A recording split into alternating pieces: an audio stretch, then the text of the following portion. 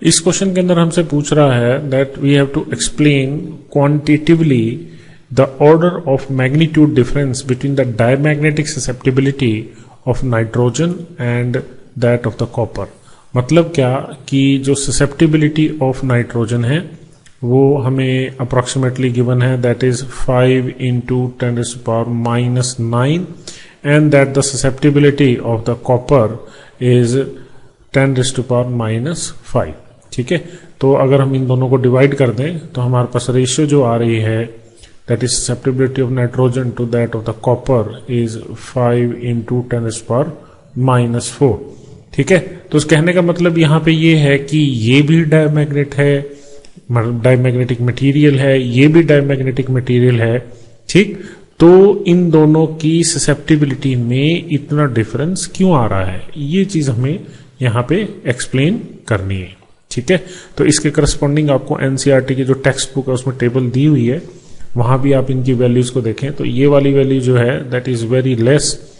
दोनों ही diamagnetic material हैं पर ये इतना डिफरेंस क्यों आ रहा है, तो वो हमें यहाँ पे एक्सप्लेन करना है। ठीक है, तो अब जो ससेप्टिबिलिटी है, ससेप्टिबिलिटी दैट इज डायपोल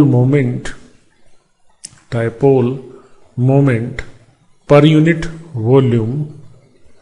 ठीक है, ये तो हो गया इंटेंसिटी ऑफ मैग्नेटाइजेशन, ठीक, डिवाइडेड बाय मैग्नेटिक इंटेंसिटी।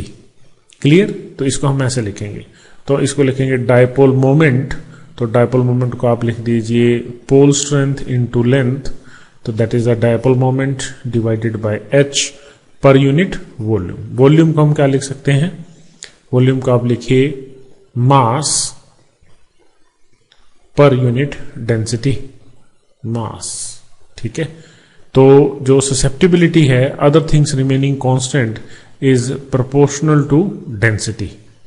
ठीक है, तो जो ससेप्टिबिलिटी है वो डेंसिटी के प्रोपोर्शनल है ऐसी सिचुएशन में। ठीक है, जैसे आप पर यूनिट वॉल्यूम, ठीक, को कॉपर को भी कंसीडर करें और नाइट्रोजन को भी कंसीडर करें, तो जो number of molecules of nitrogen है गिवन वॉल्यूम में, ठीक है, in comparison to this copper, ठीक है, तो वो बहुत कम होंगे, इसके बहुत कम होंगे, तो सभी मॉलिक्यूल्स का जो नेट इफेक्ट है वो भी कम होगा। ठीक है, तो इसको हम करके भी देख लेते हैं। हम लिखते हैं density of the nitrogen to the density of the copper. तो डेंसिटी ऑफ नाइट्रोजन लिखेंगे तो इसको लिखेंगे that 28 gram of nitrogen divided by 22.4 litres of the volume.